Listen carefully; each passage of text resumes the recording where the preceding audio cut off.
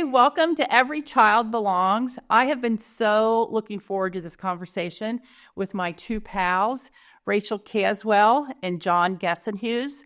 I have known John since he was a little bitty boy, and he's a school principal. He's been a 4th and 5th grade teacher. He's been an assistant principal, and now he's the principal at my grandkids' school. And every time I see him, I go, "Hi, Johnny, Mr. Gesenhues." And you've actually given me permission now to just say Johnny. You've seen my struggle, haven't you? Listen, yeah, I have. And listen, nothing makes me happier than when people do that from my past, because it reminds me that, I am, from here, and people know me as Johnny. Some people know me as John. So I just go with it. I love it. That's right. Well, I love, one of the reasons I wanted you on here, Johnny, is because I love the way you lead your school and how inclusive your school is. And we will talk more about that. John also, he ran cross country with my kids. He lifeguarded with my kids. And so I just, you don't just talk the talk. This is how you live your life too. He's also the dad of 3 twins here. Right. And then sweet little Charlie, who's in heaven and will be reunited with someday. And Rachel's been an educator for 17 years. She served in the classroom. She's currently a guidance counselor. Rachel and I have bonded because we are both adoptive moms, and we both adopted internationally. She adopted one of her daughters at the age of 5 from Uganda, and she is passionate about creating spaces where every child can feel that they belong and they matter. And Rachel, I just want you to know, from my observations of your work and from talking to kids at the school, you have done exactly that. The kids that I know that go to that school, when they are having a hard time, they always say, "Well, I can always talk to Mrs. Caswell about that when I go to school." You have created a very open environment for people to just be themselves. So I said a little bit about you. What would you like for people to know about you that I left out? Kim, does it matter that people know that Rachel and I work at the same school? And we've worked together for... how long? 10 years? 11 years? It'll be this is the 11th year. Mm-hmm. Okay. Wow. Yeah, so I didn't realize it was that long. Yeah, I watched John be a 4th grade teacher and then assistant principal and now principal. So now he's your big boss. Counselor. That's right. You've just seen her be a counselor. That's right. Yep. How's she doing, Johnny, as a counselor at your school? As a counselor? Ooh, is this my evacuation? Wow. Yeah. No, she's great. You kind of nailed it when you said that any person, whether it's a student or a staff member, you'll find them going to talk to Rachel just for support. It may not be for like advice, fix this problem, but Rachel's always been a great listener, so that really adults or students feel very comfortable to talk to Rachel. So she's doing great. Isn't that a great life lesson? We can just listen. We don't have to fix people's problems. So well done, Rachel. She's great at that. Yes, they are in the same school. They are very close, but we're doing it on separate because this makes the conversation easier. But thanks for pointing that out, Johnny. Rachel, what would you like to say about yourself? Yeah, I think a cool moment for me just in this moment when I was having a hard time in my life, with being an adoptive mom. I was sitting in an interview with John, and we were interviewing some staff members over the summer, and I was having a hard time, and he said, "You need to go talk to Kim." And I was like, I'm going to do that. And so you three have a huge, or you two, us three have you two have a huge part in my life of that. And I said, I am going to go do that. So I got in my car and I texted you and I said, "You available? I'm coming to your house." So just like a cool moment that you guys really impacted my life on that. And I'm glad John said, "Go talk to Kim." So I probably because she was not more supportive, but she had more experience, but I appreciate her knowledge and all those things. And I'm glad for that. I'm so honored that you would even recommend me, Johnny. Mm-hmm. Recommend my porch to somebody. Honestly, I because you guys shared similar experiences, and I think that you've always been, even in my younger years, somebody that offers great advice as well. So in a calm way. So I think that's good. I'm not always calm. You can ask my children that. I do. So, so thanks for being on here. And I want to talk specifically about your school and how you make it such an inclusive environment, because you have many kids there who are neurodivergent, who have disabilities, and I know it's intentional. You work very, very hard to make sure the kids are included. And John, one thing that you said to me, and I'd like you to talk about more, is you said we love implementing inclusive practices in the classroom, as well as the transformative impact that these efforts can have on students, educators, and the entire school community. So talk about those practices and how it impacts not just the kid that you're including, but how it impacts the whole school. I think all students have unique needs, right? So I think we work really hard as a staff here, no matter what your role is, to understand that it could be on the steps of the school, it could be in the classroom, it could be anywhere. They may have to do something different to learn, to be part of their classroom, to be part of the school. And it could be a lot of different strategies, right? But the mindset is that everybody belongs, and that when kids come to Woodville, we as adults have to make that happen for them. But I think, just like you said earlier, it is a mindset here at Woodville that trickles not only down to the students, but to their families, to anybody that really comes into Woodville. They kind of see, wow, Woodville, I belong here. I want to be there. I actually got asked this question by our Leader in Me rep. We're a Leader in Me school. Last week she came. We're going through this lighthouse process, and she asked me, what do I want people to feel when they walk in the building? And my first response or thought was, I just want them to feel like they belong and they're part of Woodville, and that we're going to do everything we can to make sure they feel that way. You have created that kind of environment. You talked about it trickling down. Can you give me some examples of how it trickles out to not just the people in the building, but to families? Well, I think, one such example that I hear of the way that it kind of moves into other places in the district is when the students in the 5th grade move to the 6th grade. I always hear from the middle school and the 6th grade teachers just a sense that our students have with students that may be a little bit different or learn differently, and how well they adapt to when they see a student in need, or where then a situation arises where they need to offer support. They're just calm and collective, and that rubs off on even the students at the middle school that maybe didn't come to Woodville. So I think just hearing that from those teachers and those adult members at the middle school, that it transfers when they leave the walls of Woodville as well, really tells me that it does kind of trickle out into the world. Yeah, you're building empathy in those kids that sticks with them long after they leave your building. And I think one of the things that I noticed, and I cried when I first saw it, was on your playground. Talk about the bench. Rachel, talk about the bench that you have out on your playground and what that's for. Yeah, that's the buddy bench. And, the cool thing about our school is that's all student created. So the kids, I believe, John, correct me if I'm wrong, I think it was our student lighthouse team. So we have a group of students who apply to be part of, the lighthouse team, which is leaders in our school that help look at problems in the school and try to come up with solutions, and they come up with different ideas. And they were the ones who created this buddy bench. It is an idea that other schools have implemented, across the country.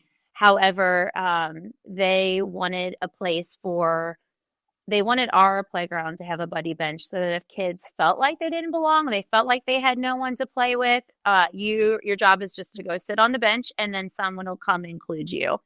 And then our art teacher, Miss Bryman, is very good at just making things you look good, and I think that's huge when you come in a building. Like it gives you that like family feel, and you feel like it just feels special. It feels like a home, So she took the buddy bench and was like, we worked with the high school to make the buddy bench. And then I didn't know that. Yeah. So the high school John will know what the class was, but the high school teachers, their students created it and then brought it back here. And then Miss Fryman did a contest who could design the best design for the buddy bench. And we have a student who painted it. And then on Unity Day, which is a day where we just celebrate being inclusive, all the kids signed it.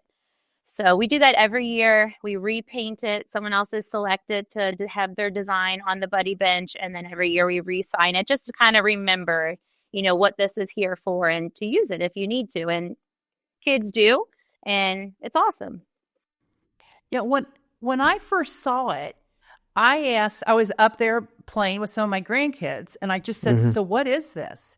And they said, and some of them had sat on it before. And they said they sit on it, that sometimes a teacher will say, hey, Johnny needs a buddy, make sure, and then kids will come over. They said other times, no adult will say anything, but kids just notice and they'll come over and say, do you want to come play this with me? Or what do you want to do? I'll do that with you.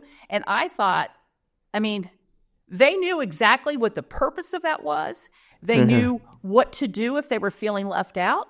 They knew what to do if somebody had raised their hand by sitting on the bench to say they're so brilliant. And I have been in a lot of spaces that I wish there was a buddy bench that I could go sit on. Yeah, for sure.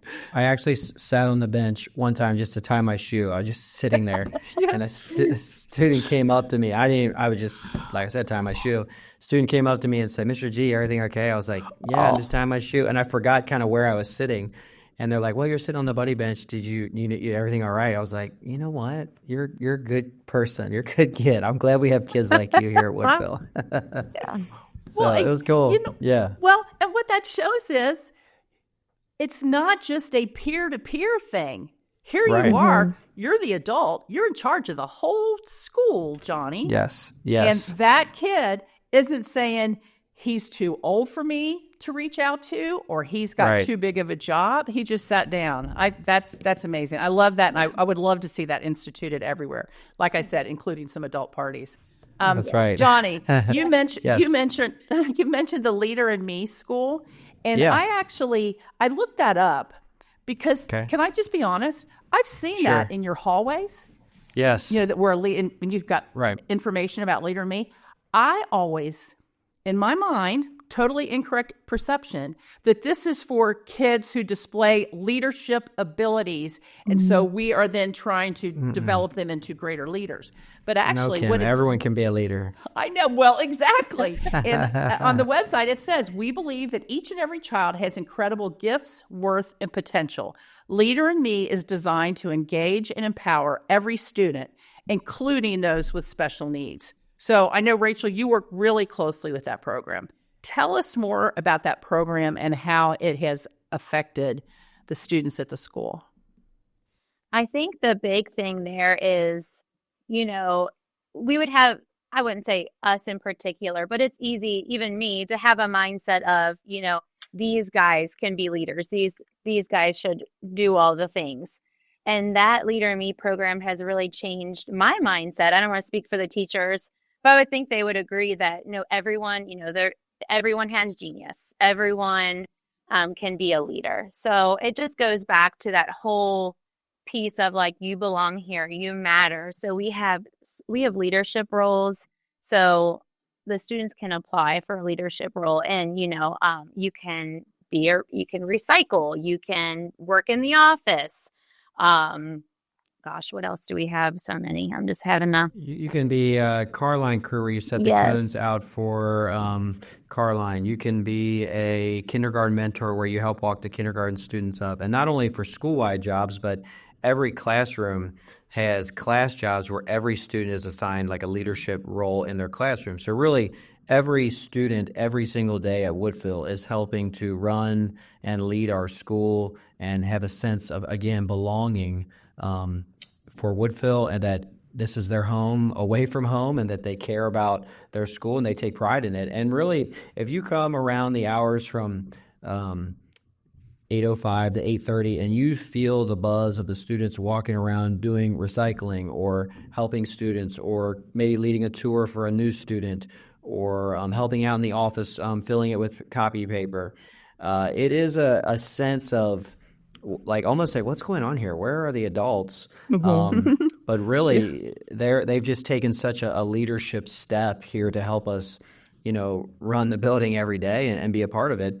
We've actually applied for what is called a lighthouse status, which is the highest kind of achievement you can reach in the whole Stephen Covey Leader in Me program, which we'll finish up our application process and go through our review day in February, and then we find out if we achieve this status. We kind of feel like it's a great time for us to do that, because everything is flowing well. Like, it's not unnatural. Everything kind of feels like this is what we should do, Yeah. And there's so much more, I've mentioned the leadership jobs that we both spoke on, but there's classroom lessons that the teachers teach, and it's all based on social emotional learning, your feelings and managing your emotions. So there's a lot, and there's different habits, the 7 habits, and all of those are just developing that whole child. Yeah. You mentioned, Johnny, that if we come in the morning, which I have, and I've seen this, students helping other students. Tell us about some of the ways that students help other students that you've seen. I mean, it could be just your general, like a kid seems upset and they might need support from another student, that kind of thing. You may see the kindergartners who need a 5th grade mentor to walk them to their classroom just to keep them in line, or to herd them essentially to their classroom to make sure they're safe in getting there. It could be a student, we have a student in a wheelchair who maybe, they may, have to help the student get to a certain classroom, and we allow our students to kind of help in that way. There's a multitude of ways that our students are helping other students, but those are just a few that you might see in the morning. Yeah, it's amazing. And what you see is those students are very proud. Yes. That they are contributing. They're not just consumers at the school. They're contributors. So there's another thing I want to talk about, and I'm sure you guys know what it is because my grandkids have participated in it. What is it? Bocce. That's right. So tell us about why you started this and what it is and what the value of it is. Well, really, kudos really deserve to go to our former principal, Mr. Faust, Keith Faust. He's now the assistant superintendent for teaching and learning here in Fort Thomas, and he was a real champion, just as Rachel and I are. We worked with Keith for a long time, for leadership, for inclusiveness, for belonging. So he had this idea for our students who maybe don't get the same opportunity to participate in necessarily sporting events that some of our other students do. So he reached out, I think, and I could be misspeaking here if he listens to this, I'm sorry, Keith, that went through the Grant Foundation and had the money to create our bocce courts, which are out in front of the school, and really worked through, the Unified Sports Organization, which bocce is a sport. And we became one of the first schools in Kentucky to have elementary bocce ball here at Woodville. So what that does is it pairs, one of our special needs students with a student without special needs who become a team. And sometimes those teams can be formed of one-on-one or teams of 3, teams of 4. We try to anybody that is interested, we really try to let participate as long as we have enough coaches.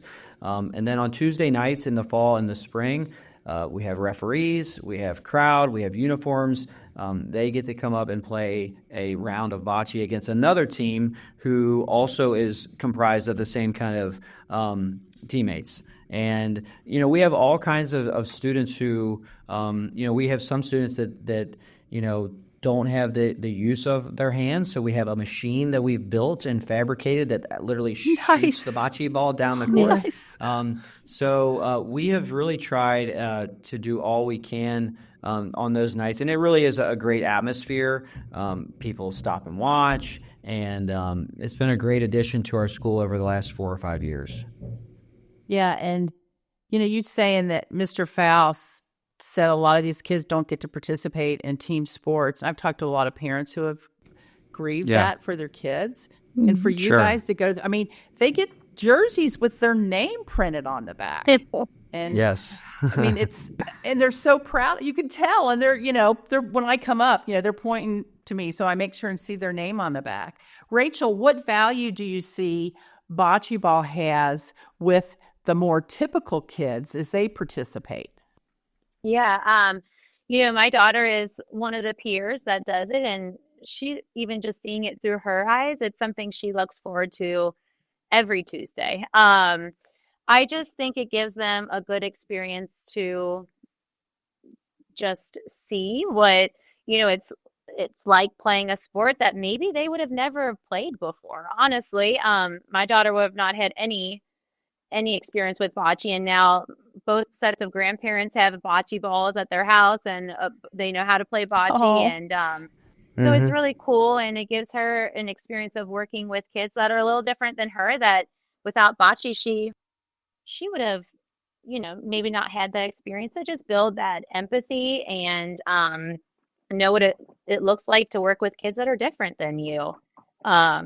So Kim, my son Macy and Johnny both were peers as well, and Johnny is ultra competitive, and for him, it kind of taught him, like, I have to be patient with my partner. I have to work with them. This isn't about me. This is about our team, and this is about an experience for a student who maybe doesn't get the same experiences that I get. So again, back to that empathy piece for John, especially Johnny, my son. He really, over his time in playing bocce, I think, was able to develop that himself and be like, I need to take a break here. This is about another experience for somebody else, not myself. Yeah. Right. Yeah, it's so great. And I appreciate you hit a beautiful green front lawn. It was a gorgeous lawn.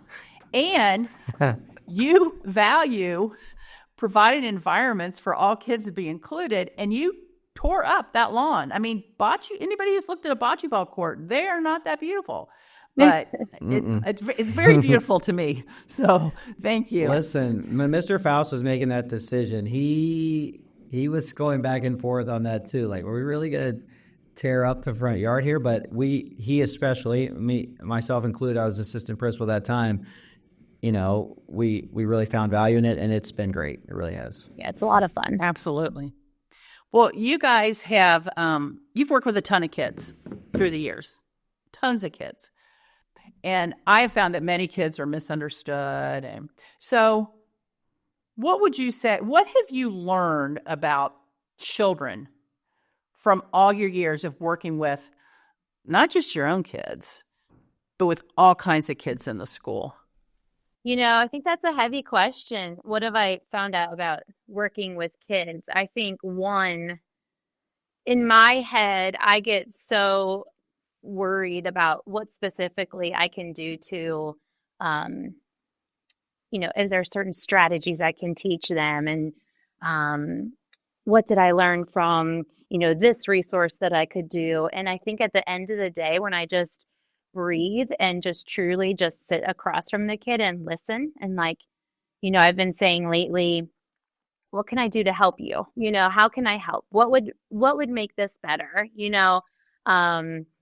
Just truly listening is better than anything I can find in a book. So I try to do that first, just be there and sit with the kid and just say that, how can I help you? What can I do to make this better? Can I talk to your parent about it? Can we talk to your teacher about it? And just sit. And a lot of kids just like to talk and let me listen. And that sometimes can be hard because I feel like I'm not doing something, but I have to remind myself I am, and that's very valuable. And that relation piece is huge. So a lot of times I'll take several, even weeks if I'm meeting with a kid and just build a relationship with them. They have to know that they can trust me. And I also say a lot, it's okay if I am not your person. As a school counselor, you would think I have to be the person, right? And I'm not, I don't have to be. And I say to them, I don't have to be your person as your counselor, but you need to have a person. So who do you like to talk to in the building? Is it Mr. G? Is it your teacher? Is it your PE teacher? Is it your teacher from the past?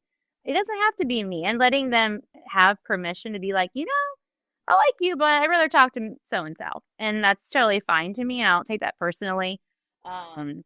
So making sure they have a person, making sure that person's talking to them and checking in on them is very important to me. And then, gosh, I think kids just want to know that they matter and you see them and, you love them, basically. I tell kids all the time, I love you. I'm glad you're here. So I think they need that. Yeah, I think that's so important, Rachel. And you saying, I think, why as we adults, do we always think we need to come up with something profound or just fix the situation in the moment? That's such a great reminder that just sitting and listening is very helpful and in the long term can help fix it. And what a humble attitude to say, I might not be your person. Yeah. But you need to find a person. Yeah. So good. Johnny, what about you? What have you learned? I think from like my first days of teaching to where I am now, just about students in general, that they really do arrive at your doorstep from all different types of situations. And as a principal, as a teacher, as a counselor, I think our job is to be patient with them and understand that, these students, they may not have grown up the way that I did here in Fort Thomas or anywhere, right? So I think I didn't really have that understanding when I first taught. Our first day, I really expected all kids to kind of just do what I said and listen and get good grades and all that stuff. But I think over time I have developed, empathy myself to like a student may be struggling to get a meal at home or doesn't have a mom or dad that is checking their homework, may not be able to use the facilities at their apartment or house properly because their parents don't maybe fully understand how they should outfit their house if they have a certain situation or even support them. So I think as a principal now, I understand that our job as a school is to be that person or that family for these students that arrive that maybe don't have all the same things that some of our students do. Yeah. Every kid has a story that's not printed on their forehead. Mm-hmm. That's right. Kids can look so typical, but live anything but typical lives at home. That's a great reminder, Johnny. Okay, we're going to transition. I want to do some rapid fire questions. Ooh. Okay. And you'll both answer. Okay. First one. What's your favorite way to encourage a child? Me or you? Go ahead. I don't know. Who wants to go first? Go ahead, John. I can go first, yeah. I think my favorite way is just to talk to them and see them and, be excited with them. I think when I see a kid in the hallway that needs encouragement, I think just taking the time to, because as a principal, I'm not in the classroom all the time, so I really love those moments where I get to talk one-on-one with the student, maybe just walk down the hall and have a conversation with them and ask them about their day and encourage them. So for me, it's just those moments in between where they're going. Are they going to the bathroom? Are they coming back to class? And I see a student walking down the hall, and I always want to try to talk to them about something that's happening in their day or in their life. Just because I don't get to see that very often. So those are my favorite ways, just a brief chit chat. Yeah. Well, in the ordinary moments of life, you can make big impact. That's great. What about you, Rachel? Yeah. I think for me, just getting down on their level, like not standing up in front of them, but like kneeling down, getting close to them and just, and just talking to them and just telling them their worth is crucial for me. And then if that doesn't work, I like walking side by side, taking a walk around the building with a kid. That's helpful because sometimes kids don't like to look face to face. Right. Yeah. I learned that with my kids. Driving around in the car is sometimes the best time to have really deep conversation because I don't have to look in my eyes. Yep. As we're talking about hard stuff. That's great. Outside is also super helpful. Mm-hmm. Okay. If you could only eat one food, what would it be? Ooh, Chick-fil-A. It's pizza Good for me. choice. I think I could eat Definitely. pizza every day. I could eat pizza, Yeah. a good Really? pizza, like really a good pizza. I could eat that every day. It surprises me, but I'm good. I I'm mean, good with that, Johnny. I work at a school. Like pizza's like, we eat pizza all the time. Yeah, you do. How often do you guys serve pizza at the school? I would say at least 3 times a month, probably. Yeah. Yeah, and then we get Maybe. it for like Maybe. parent-teacher conferences and staff meetings. It's easy. Right. I like pizza too. I mean, I would say steak too. There was a tie. I thought about saying steak. A good steak is great, but pizza, I'm going with that. That is quite different. Pizza or steak. I know. But you know what, Johnny? It's your favorite food, so It's my favorite take food. it. I'm going with it today. Okay. That's what it is. Now I want to hear, what was your favorite childhood gift that you've ever received? I know mine. Do you know yours? Yeah, I do. Okay. Well, I went first last time. Okay. I remember it was Christmas. I don't know what year it was. My parents will know, but I opened my gifts and then they were like, "Oh, there's one more down in the basement." And I had one of those like Little Tykes log cabins. You know what I'm talking about? The brown one. Yeah. And I went Yes. in, I was just Yes. screaming. I was so excited. I still remember like all of it. Nice. This is going to be counter to like as an educator. Not the Little Tykes log cabin. I can't wait. Can't wait to hear. But it's not. It was more the moment than anything. We had opened all our presents. I think I was in maybe 2nd or 3rd grade, and my brother and I, who was a couple years younger than me, both really wanted the original Nintendo. And we opened our presents. We didn't get it, and I think we both kind of like looked at each other like, dang. But then my dad was like, "Hey, why don't you look behind the TV?" And there was another big present that had not been, torn apart yet. So we opened it, and it was a Nintendo. And I remember just how happy we were that we had gotten it, and that my dad had kind of tricked us and surprised us. But I'll never forget that.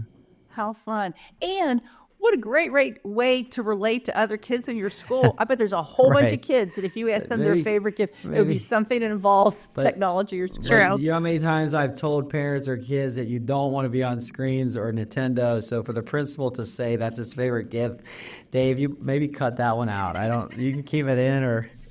I appreciate your honesty, so we will keep that in. Okay, this is the last one. I want you to finish this phrase.